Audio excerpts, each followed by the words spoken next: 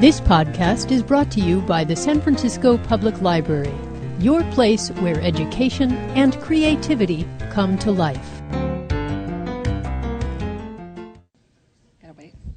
Good evening. Hi, everyone. Welcome.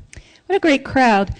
Welcome to the San Francisco Public Library. My name is Lisa Vestal. I'm Chief Curator of Exhibitions and Programming here. And tonight's program, of course, welcomes Paul Madonna to give us a wonderful artist talk about his work in the exhibition. 5 years of Oliver Coffey, which is on view in the Jewett Gallery through August 22nd. I'd like to take a moment and thank the Friends of the San Francisco Public Library for their support of the exhibition and tonight's program. I would also like to thank Book Bay at Maine for facilitating tonight's book sale, which will take place immediately after the program. And finally, I'd like to thank KQED Public Television for providing us with a wonderful copy of an interview with Paul Madonna on their program Spark that is on view in the gallery. I also want to just let you all know about a wonderful film series related to the exhibition that will take place in July. We will host a related film series. It's called Thursdays at Noon because it takes place Thursdays at noon. Every Thursday in July here in the Corrette at noon. And this series includes films that have inspired Paul in his own work. I also want to invite you all on your way out to pick up one of our Next Reads bookmarks, which are on the counter in the back of the room. And those will tell you about all of our wonderful electronic newsletters you can sign up for, including one for exhibitions and programs to let you know about upcoming exhibitions and programs. So tonight's format, we will invite Paul up to speak, and then we'll have a brief question and answer period. And since we are recording tonight's program, I'd like to ask that you wait for me to come to you with my trusty microphone so we can capture your question. And then, as I said, immediately following the question and answer, there will be a book sale in the back of the room and a book signing with Paul. And his book, Oliver Coffey, which is on sale tonight, will also be on sale at Book Bay on the first floor through the duration of the show or through August 22nd. So at this time, if you haven't already done so, I'd like to ask that you all please silence all electronic devices. And should you need restrooms, they're just out and to your right. So just a very brief intro to Paul, because we want to save all time for him. Paul grew up in Pittsburgh, Pennsylvania, and attended Carnegie Mellon University, where he obtained his BFA. And while at CMU, I love this, Paul interned at Mad Magazine, one of my personal favorites, and then decided to move out west, here to San Francisco, thank goodness, in 1994, both, as many of us, for a sunnier climate, but also for the really exciting things happening in the comic scene here on the West Coast, and created his own very unique mini comics. And as many of us know, in 2002, Paul began posting a new cartoon each week to his website, and in 2004, the San Francisco Chronicle and sfgate.com picked up his strip, Oliver Coffey, that continues to appear in the Sunday Date book section. And in 2007, City Lights published the first collection of the strip, Oliver Coffey. So without further ado, please help me welcome Paul Madonna. Thanks.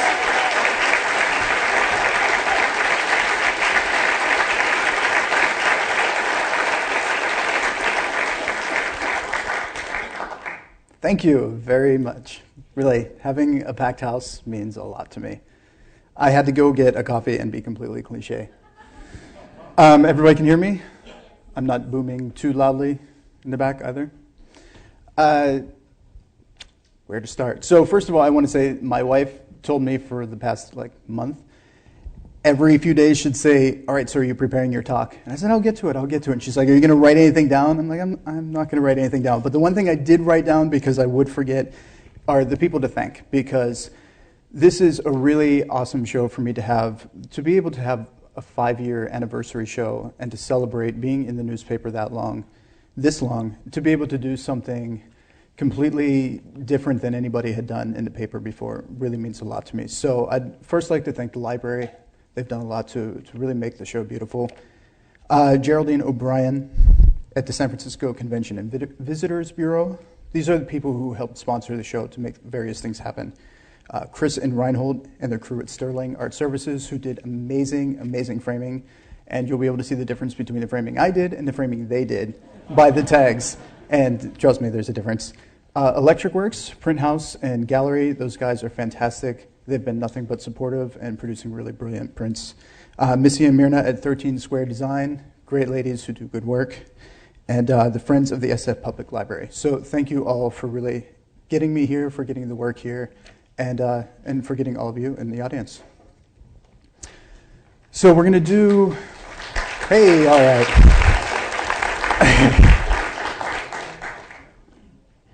See, that's why I had to write that down. Everything else I'll wing. I'm going to show you things that really led up to All Over Coffee, and that are about why I make drawings and why I write. And we can take questions at the end about the strip, and there's the didactic panels in the show, and I've also written the afterwords of the book. So I hope a lot of the general questions have been filled in. So my goal for this presentation is to kind of give some different backstory. This is a drawing, as Lisa mentioned, when I came to San Francisco after college, I made mini comics. And what that basically means is they're zines. They're self-produced works that I would paste up and make copies at Kinko's and then go back to my tiny little room and fold and staple. And the problem for me that I found when getting out of school was not how do you continue making art, but how do you make a living at it?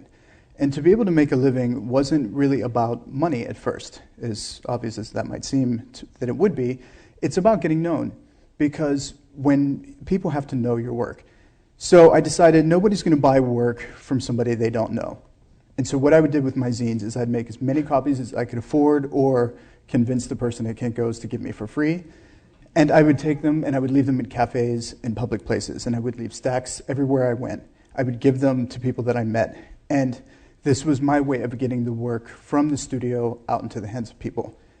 And people would write to me, and those few letters that would come really meant a lot.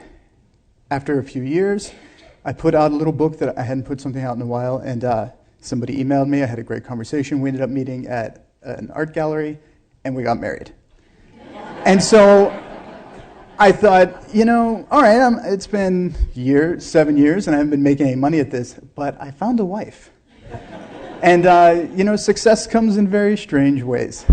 But in a way that everything that I do still, I try to use that as the foundation. The idea of drawing and writing and putting it out into the world. And so this is one of the first pieces that I made for a zine in San Francisco. And I think it sums up that almost desperate need of when you find yourself asking why, which is a very bad place sometimes, of why am I doing this, which is I'm not necessarily inspired, but I have to do it. I have to do it or else I no longer exist. I might not make it through all my slides because I tend to ramble, and I don't make notes, obviously. But you're always told to start a presentation with a joke. So this is a sort of joke. When I was a little kid, I used to, my father and all my uncles had mustaches. So I used to hold my finger up and try to imagine what they really look like. And so I made a cartoon of that, and I thought, well, that's clever, but it's not funny. What's funny is, I like seeing what men look like without their mustache, but it's more fun to imagine that they're smelling my finger. All right, there's the joke. The rest is going to get a little more serious. This is an All Over Coffee piece from Paris that I did last year, and the text is, I draw to support my writing habit. And I think this is another piece that sums up my creative process in a line, which is I love to draw. I've always loved to draw. That's something I've done my entire life. It's something that I've never really questioned in terms of an ability. It's certainly something that I've had to hone and practice and be terrible at and then learn to be better at. But the why, the thing that brings me to want to make drawings, always starts with words. It always comes from ideas. It's either something I've observed, it's a story I want to tell, it's a story of somebody else's that I want to share, or something that generally involves text. And I realized this at a fairly young age, and the thing that I hooked onto was comics, because that was the art that integrated art and writing, drawing and writing. But not so much, I wasn't into making narrative things as much. So this is where Oliver Coffey becomes this blend of doing the best I can with drawings, presenting the most beautiful objects I can, and still delivering text. And these first pieces are really about this, the sort of self-reflective, the analytical, about the process. And the text, this is another piece from Paris. For some reason, our trip to Paris last year was a very creative, introspective time. All my offerings of beauty are little more than decoration if through them my demons are not set free. And so this, with Oliver Coffey, it was a very intentional thing to draw beautifully. Not to say that that's an easy thing to do. It was what I set out to do. I chose my materials so that I would be able to render the most lush pieces that I could. I draw from life because I want to present the world. I basically want to take myself out of all the drawings. And I take all the people out too, but that's for a different reason, which I will come back to. And so the drawing becomes this vehicle for the writing, which is the necessity. And this is sort of my comment of, if I took the text off of this, yes, it might be a beautiful drawing, but it's still, if it doesn't move somebody through a place, there's no idea to be carried through. And yes, somebody could stand there and say, I'm moved by the beauty of the place you've rendered, but there's none of me in that. And I've taken myself out of the drawing, but I give myself through the text. Another piece that kind of explains people's questions or people's saying, well, I don't get it. What is Oliver Coffey? Why do you do it? And so the text here is, it was unspoken but always there, that as a rule, if it made too much sense, there would be nothing worthwhile. And again, my wife and I joke that my obvious meter is set a little low, because the things that I think are completely obvious, especially in my own work or in others' work, that when I say, oh, that's screamingly obvious, are actually not that obvious to anybody else. And so my barometer is a little off there. But this is my way of addressing of that, saying, like, if it made too much sense, if it was too straightforward, then the question becomes, well, what's the point? There needs to be a little bit more room to take it apart or to decide for yourself. So as Lisa said, I grew up in Pittsburgh, Pennsylvania. This is why I moved from Pittsburgh, Pennsylvania. One of the very big reasons that I moved. Picture of Carnegie Mellon, where I went to school. I went to school to study painting. And one of the things that I quickly discovered was that I was avoiding all of my paintings. About halfway through my freshman year, I found that I would have a crit coming up, I'd have no painting that I'd start. So I started flipping through my sketchbooks and say, all right, I gotta find an idea in here that I'm gonna whip out, I'm gonna throw on canvas and make it look like I've been working on this painting for a couple weeks. And what I discovered through looking through my notebooks is that there were tons of stories. I was writing scripts and scenes, and I was doing drawings, and I was making comics. And I realized that I was working all that time that I was supposed to be working on these paintings. I was just working on something else. And I immediately realized that it was about drawing and writing, and that the medium I was pursuing art, which was the right thing, but the medium was slightly different. I just started making drawings like this. I would carry a piece of paper around with me, and anywhere I was, in between everything, I would just doodle. And so I just add to the drawing. It wasn't even about what it looked like as much as it was just the act of doing. So it was, I began working outside of my sketchbook, but with the same MO, with the same feeling of, I don't need to be in a studio to make this work. And once I realized that I was making comics, I started working on sheets of paper that weren't important, that weren't fine art pieces. Again, to be able to do this anywhere. I also decided that I wouldn't work out of anything that couldn't fit in a backpack. So if I couldn't do it at a bus stop or at a restaurant or anywhere I was, then I wasn't going to use those materials.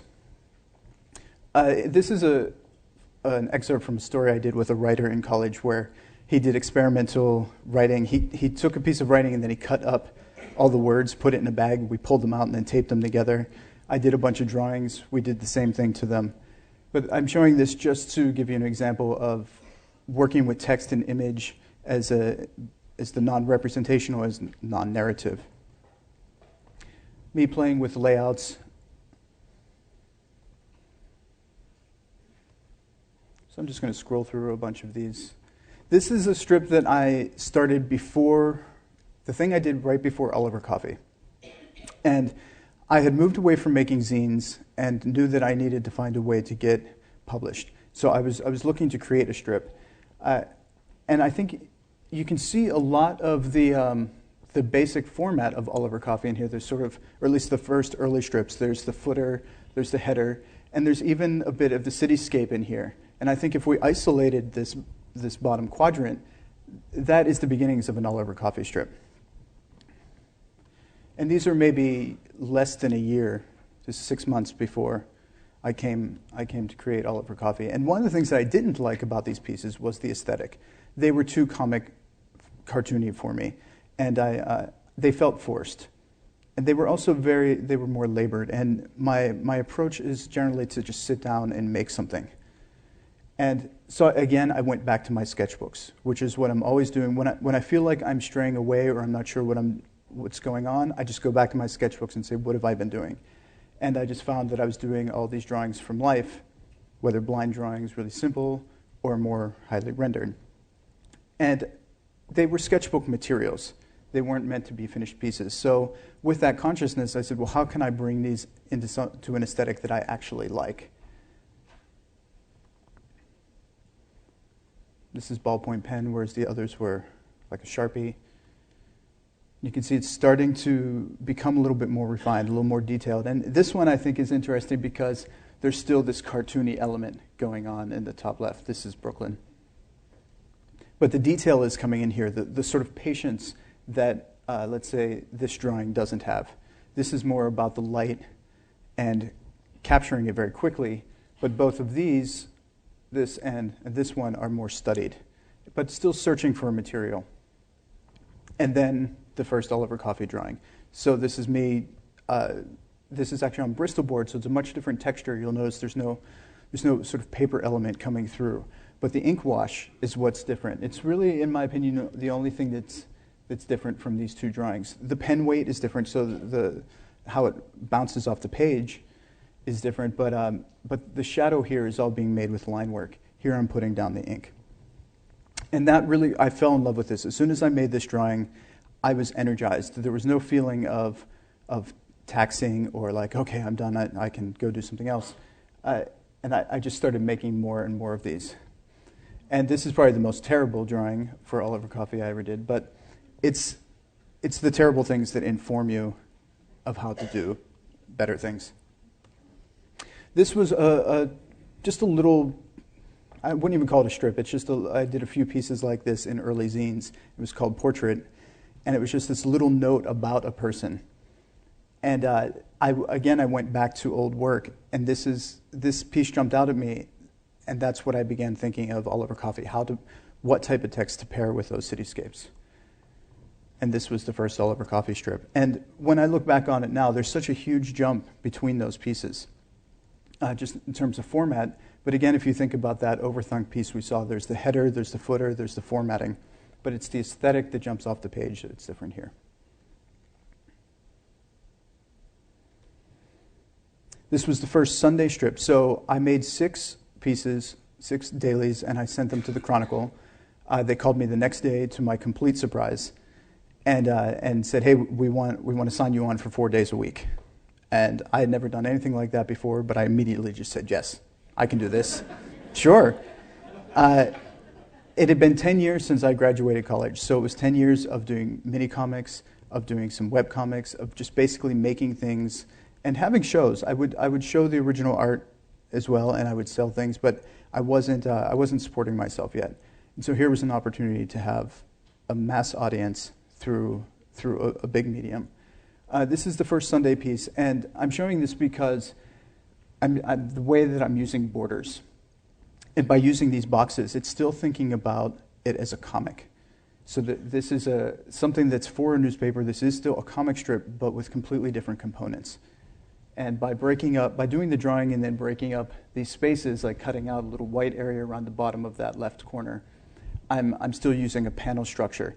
It's a single panel cartoon, but there's a sense of timing that goes because you have to read each one of those little bits of text and they become beats.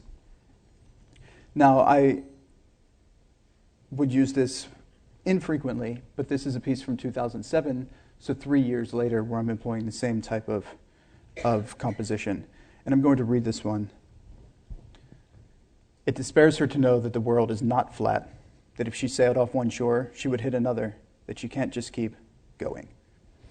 And so there's the feeling of how you read the text that's moving you through the page, and this separation of images within the imagery. And this was actually made, the original is made this way. So there are 2 separate sheets of paper with that piece cut out.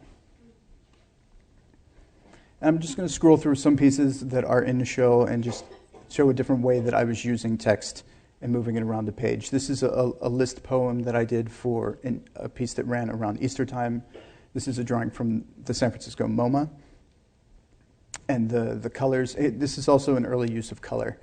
And again, that's a conscious choice of making everything the sepia monochromatic is for the tonal resonance. And bringing in color is a way to emphasize a visual point. And that painting always reminded me of an Easter egg. So I hid the text around the page.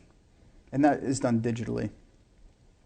At a certain point, I stopped using the computer for digital layout, and so that the finished pieces, and you can see that in the show, are actually, I'm making those and then just printing them into paper so that there's no difference between the original and the published piece.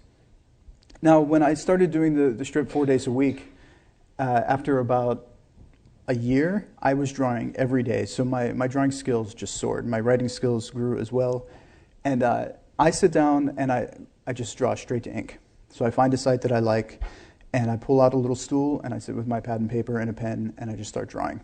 I take reference photos now to finish drawings back in my studio because I get really specific about the time of day that I want to capture. So I'll often go and shoot a place 5 or 6 times at different times of the year to get the light that I want.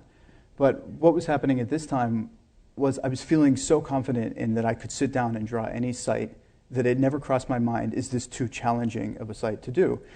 And then I started thinking, well, can I start twisting these?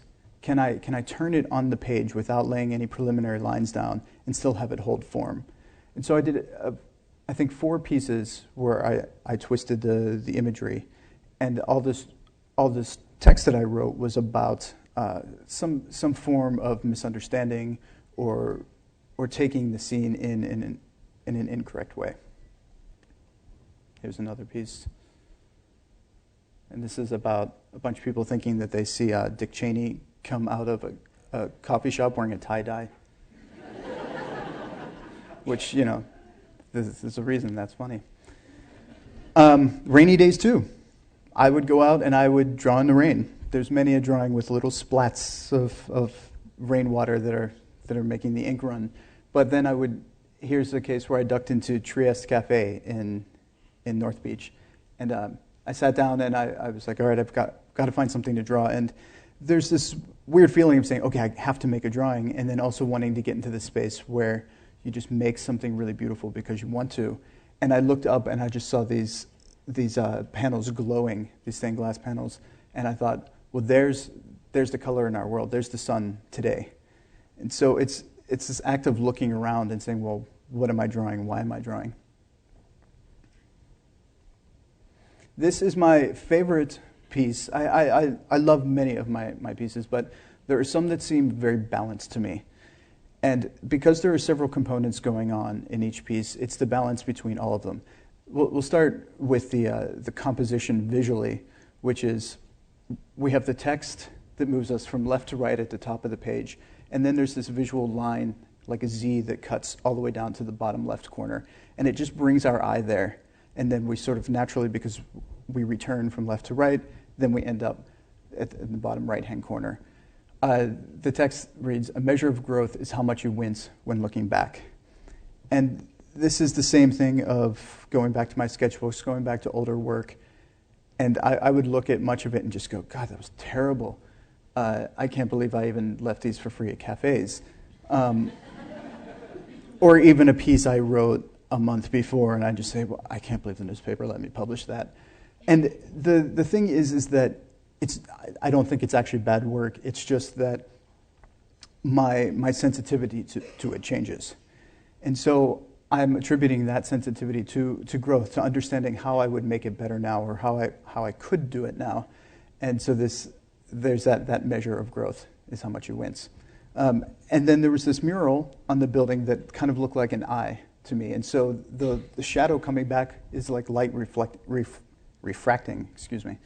And this couldn't be an intentional thing. I don't think I have it in me to set up a site and say, well, I'm going to paint an eye mural that has light refracting back in it.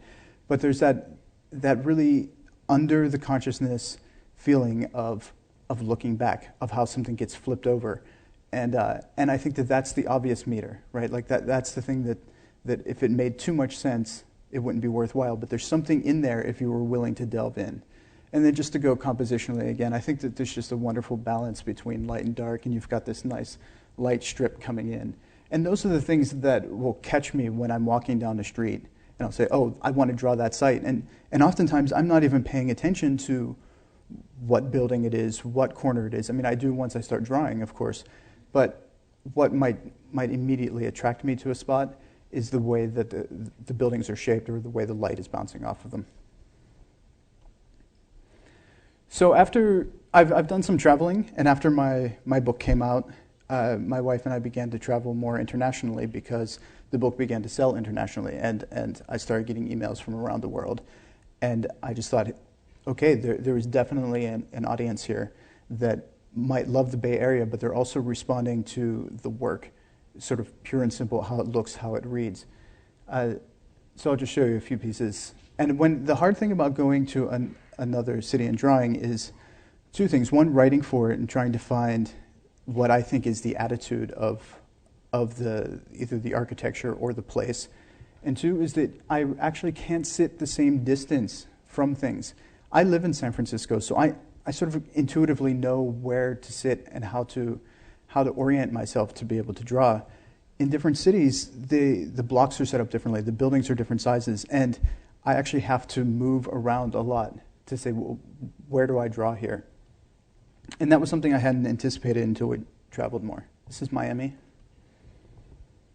This is Amsterdam. And I apologize that we can't read all of these pieces, but I think they just take too much time. Rome. Rome is I've done several drawings of Rome, and it just demands color. There's just a wonderful palette of yellows and ochres and that are just absolutely necessary to put in there. China, I tend to away from iconic imagery, but it's a little hard to not draw the Great Wall when you're there. If you have the ability to sit down and capture something, and you're at a place like that, and again, this is the idea of I can just have a sheet of paper and a pen in my pocket, and I can make this drawing.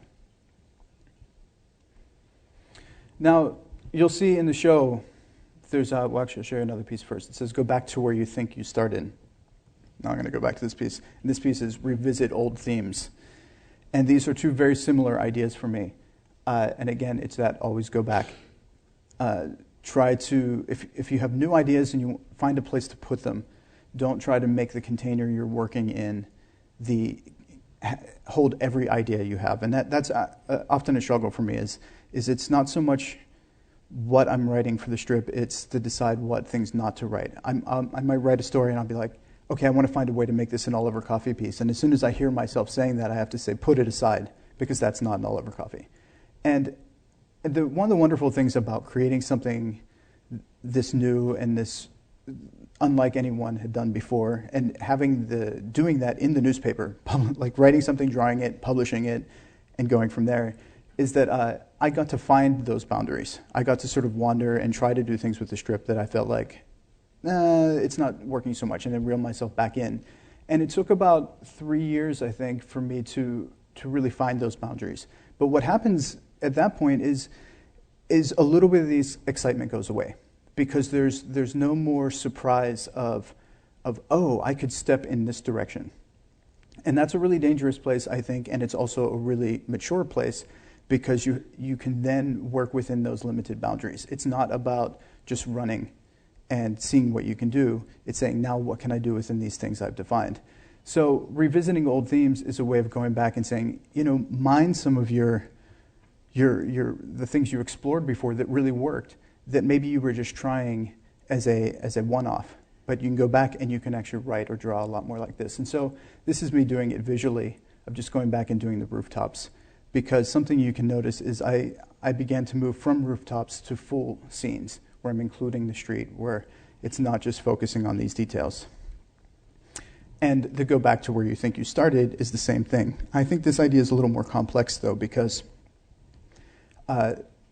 it's go back to where you think you started rather than where you started. Because retrospect is not actually 2020. I think that's something that we tell ourselves to believe we understand our past. And for me, I'm using this in a very practical way, which is go back to a cafe, make the drawings start to finish. Don't worry about any photos. Don't worry about finishing this in your studio. And all those drawings tend to be a little bit rougher.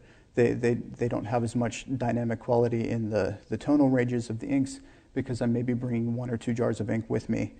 But the wonderful thing is that I'm sitting here and I'm getting a coffee, I'm doing some drawing, I let a layer of ink dry, I get a sandwich, I finish up my drawing, and I go, and it's done. So I try to do this about once every 2 months, just to keep myself in check, and just to make these type of drawings to fit into the range of the strip. And here's another one. And I did this over the course of 4 days. And I basically did a drawing each time I went out to lunch that week. And these were actually all overheard. Most things that I write are fictional. But there's some really wonderful things in here, like, were you just staring at my butt? I don't think so. I can drink all night. How do I do it? Just like hearing those things behind you are wonderful. Just to show you a few sketchbook, but these are old notebook pieces.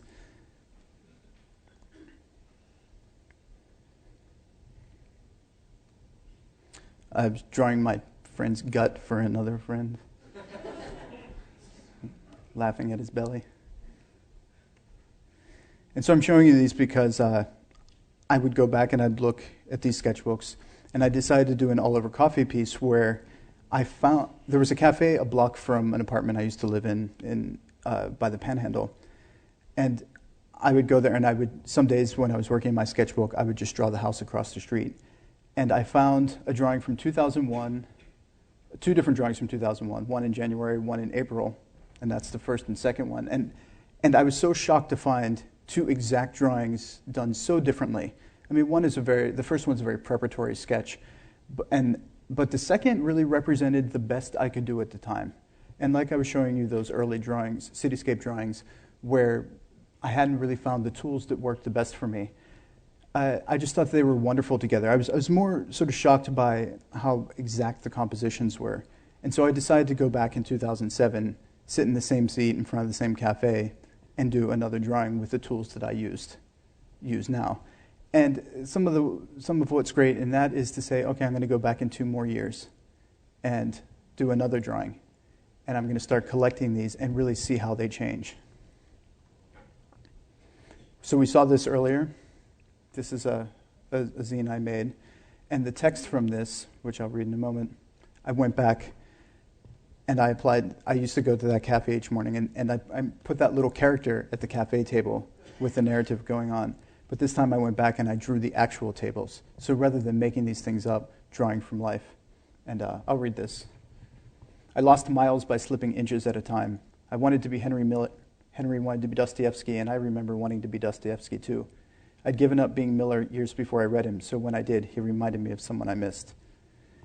And this is one of those cases where finding an old passage from something I made years ago that I actually really liked still, and to say, well, I'm going to revive this and I'm going to put this out in the world when it didn't really have much of a chance before. So I'll just show you a few more pieces, and then we're going to get to questions. This is outside the realm of all over coffee. For the Chronicle this year, I went to D.C. and covered the inauguration. And it was an amazing experience in that it was field drawing, which is something I'm good at, but it was in the cold, which is something very difficult to do. I learned how to draw with very thick gloves on and with no feeling in my fingers. And it was also a really fast turnaround. There's something like being in a crowd of millions of people and getting a drawing that seems worthy. And I got a ticket to the ceremony through the Chronicle, which was excellent. And I had to basically do the drawings, finish them, file them that day so they could go to press that night.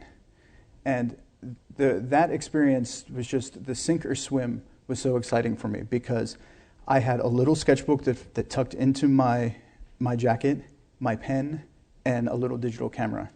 And that's all I went with. And I just, I made my way through crowds.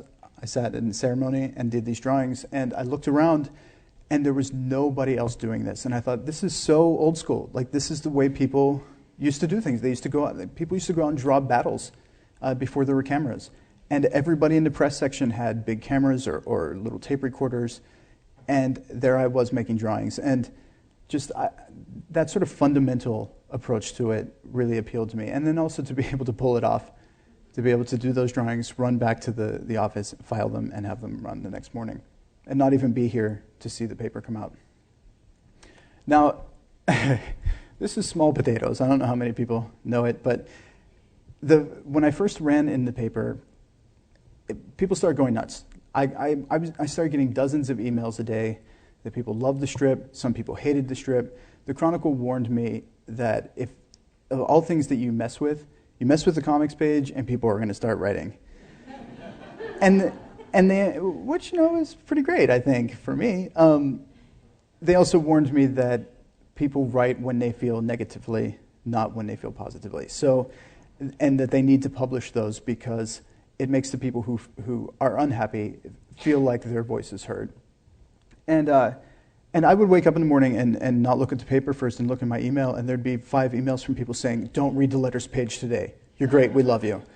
And really, like, those are your people. Some of you might have actually written those, so I say thank you right now. I assume that anybody here is the one writing good letters to me. So I had a strip that was to run on April 1st, so I decided to do a joke. And I created this little strip called Small Potatoes, which was basically making fun of Oliver Coffey and saying, here it says it's crap. They made me change crap, I think, to trash. For some reason, I couldn't say crap in the paper, but... and that the potatoes are all excited because they're getting a big movie made about them. And I tossed it off. It was a lark type of thing for me. But you can see the style of some of the older cartoons that I showed you. And it just sat dormant for a while, but I started writing little cartoons every now and then in my notebook, and I would just show them to my wife just to try to crack her up. And so I decided to start developing it. And so here's an example of my wife hates the M&M guys, so I had the potatoes go after them, and they're very upset because they're not filled with alcohol. And what I found was I was experiencing the same thing that was happening as I was leading up to Oliver Coffey, which is I was unhappy with the aesthetic. And so I just kept pushing that until I found that it was brushwork that I wanted to do. And so I'm actually publishing this weekly now on a literary website called The Rumpus. And it's really fun for me because I make them quickly. It's the same idea of just sitting down and writing and drawing, but I'm using really different materials, and they're far more active. The potatoes have to be expressive, and so do the materials.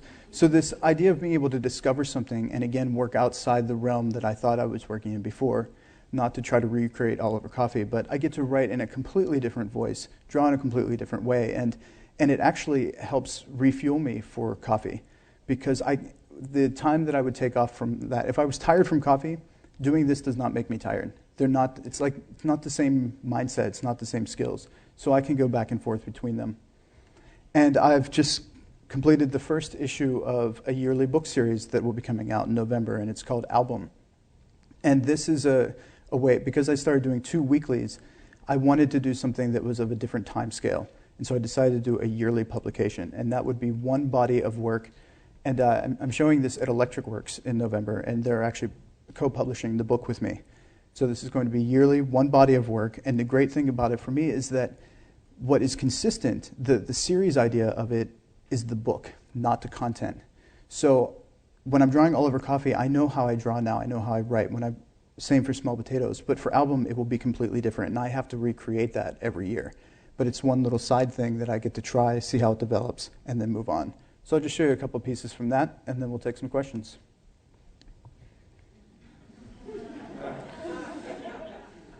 It's a good question to ask yourself.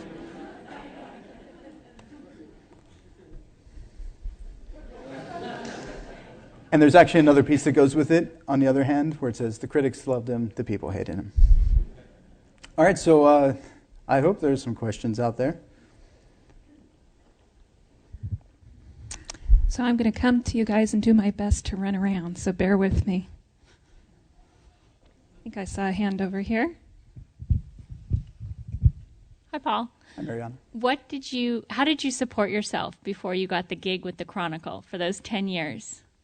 I worked non-art jobs, and that the closest I came is I worked at an art shipping company. But I very purposefully took jobs that weren't about making art, because I'd seen two things happen with people that I knew who were artists. One, they took a job either doing something creative because the idea was, I'm going to do something in my field. At least I'm doing art.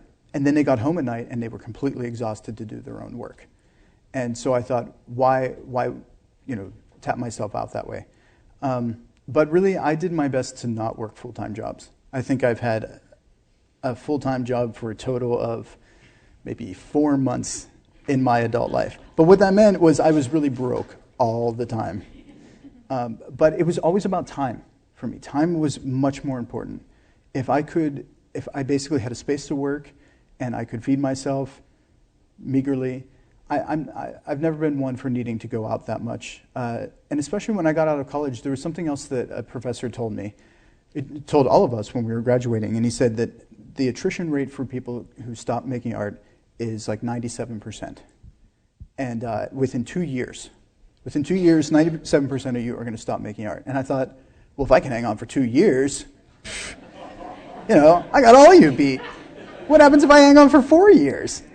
And that actually really worked for me. Although after about 5 years, I kind of crashed because you only have so much stamina. But I actually really held on to that idea of perseverance. And I have to say, it took me 10 years to get published the reason it took me 10 years to get published is because it took me 10 years to get something that worked, in my opinion. I think I could have been published a year after I got out of college if the work I was making was actually publish worthy. And that was something that I learned too, is you would hear a lot of complaints about like, oh, the publishing world is this, everything is X. And yeah, it's hard, but I think every profession is hard. You have to make it work, and you got to figure the things out, and only you can do that. And people can guide you, but they can't really get in and tell you the little detail stuff that you have to figure out for yourself. So I kind of half answered your question. Okay. I gotta let you choose, I guess. Maybe. Hi. Well, what was the color that you were using in those earlier drawings with the sepia tone and the very bright color? What kind of color? Like the were you MoMA using? piece? Yeah. What color were you using? Well, it's just India ink, and so it's very warm. And some of it is the altering it slightly to bring out the warm tones in reproduction. But it's just ink. I'm going to try and move around the room to be equitable here. You spoke about how important the writing was to you, so that may answer this question, but have you ever thought about illustrating somebody else's work? And have you been approached about that? And like, I'm even thinking of something as below the obvious meters, like Tales from the City or something, which got me to San Francisco, but I was never able to visualize that book really well. And I would imagine like something like that would be well suited if you ever lose inspiration to just sort of, illustrate somebody else's work. That's a really great question. And I have done one book with a writer that I did drawings to accompany his essays. It's called A Writer San Francisco. And so he was writing essays about his time of becoming a writer here in the city. And I was glad I did it, but I found that the drawings functioned as illustrations. And I have nothing against illustrators or illustrations, but I don't want to be an illustrator. I don't want the drawings to function that way. I want them to hold a different power.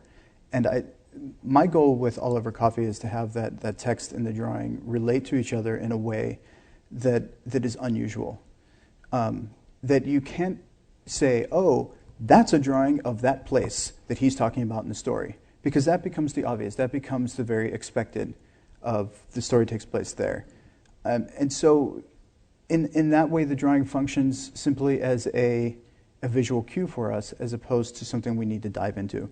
So that said, I would definitely entertain working with a writer, but it would have to be such an integrated process. It would almost have to be like we were writing the story together and as I was drawing.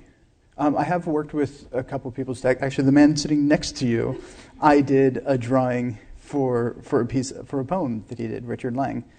And we went, it was a story that he wrote about a walk from the ferry to his office. And so what we did is we took that walk together.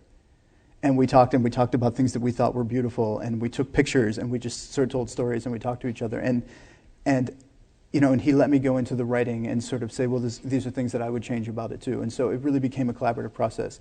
I mean, I'm a little stubborn, and I don't think I give him any input on what the imagery would be in the final, but it was sort of that understood of I'm going to go out and I'm going to choose something, but not on my own, but that from that walk we took together. And so that process to me is the only way I can really approach it.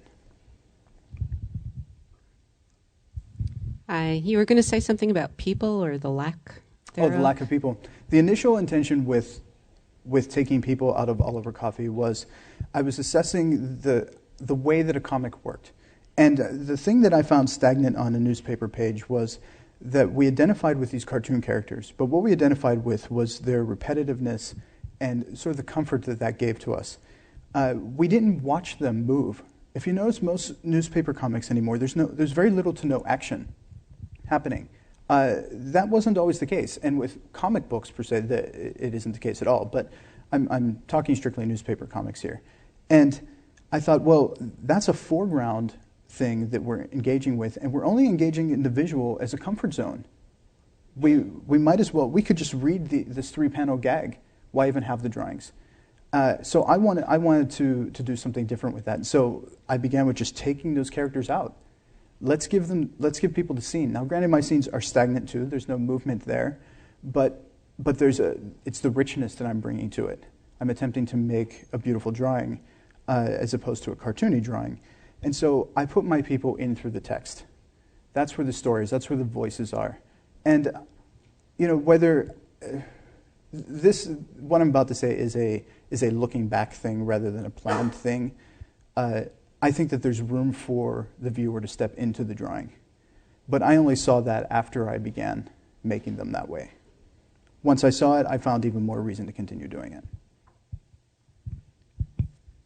Got time for a couple more.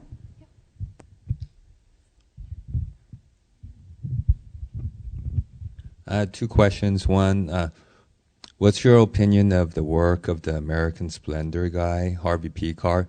And second question, are you familiar with an artist who also does writing with his sketches out of Joseph, Oregon, Eastern Oregon? I think the publication he made about 15 years ago was called Shots.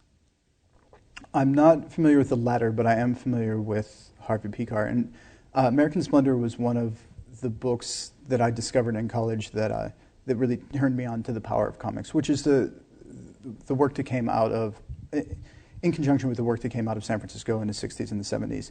And the great thing about Harvey is that he was a writer writing these really personal stories. I mean, if you've seen the movie, you know that. I think the work's great. I think it's really hard to do that. It's hard for an artist to step in and write or make drawings for such personal writing. But Robert Crumb is probably the one who's best known for accomplishing that. as a drawer, as a professional drawer, how do you decide what you have tattooed on you, or who does that artwork? I'm sorry, say that again. Your tattoos. Who does that artwork, or how do you decide what's drawn on you? Oh, the tattoos? Yeah. Oh, I don't even know that they exist anymore. It's been almost 10 years since I've been tattooed. I designed all of my own, and friends did them.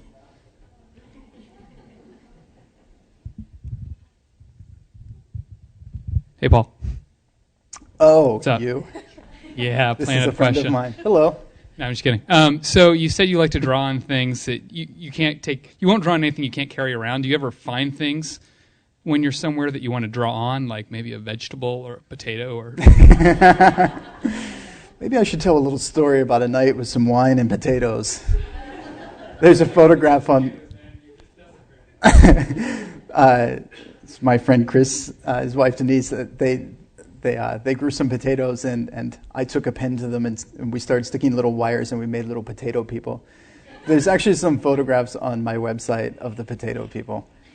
I'm not much of a found object person. I'm pretty traditional in my tools. Okay, we have time for one more question. What are the interactions you have with the public? The strip's been out there long enough, so if someone comes upon you when you're drawing, did they say, "Oh, you're that guy with the rooftops," or do they know the name of the strip, or do they ask questions like, "What's it about?" I am the coffee guy, for sure. Yeah, and this happened really fast. It happened within a month of being in the paper that I would be out drawing, and I'd get, "Hey, the coffee guy," or "You're that guy who does that thing." And I'd be like, "Yeah, I do, in that place." And it actually now keeps me from busy places because I get talked to pretty much every time I'm out drawing, which is nice. It's generally always friendly, and people say hello. We talk for a minute. They go on their way. Occasionally, somebody will just stay there, and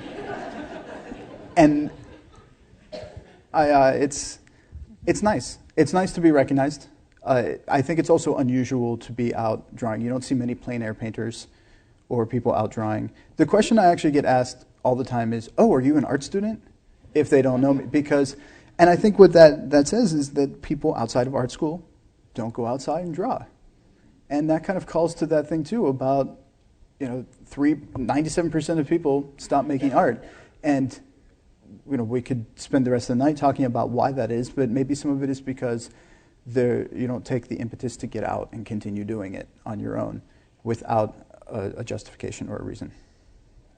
So thank you, Paul. We're going to do a book sale and the signing. I'm sure Paul will be happy to answer some informal questions in the back. So please help me thank Paul Madonna. Thank you.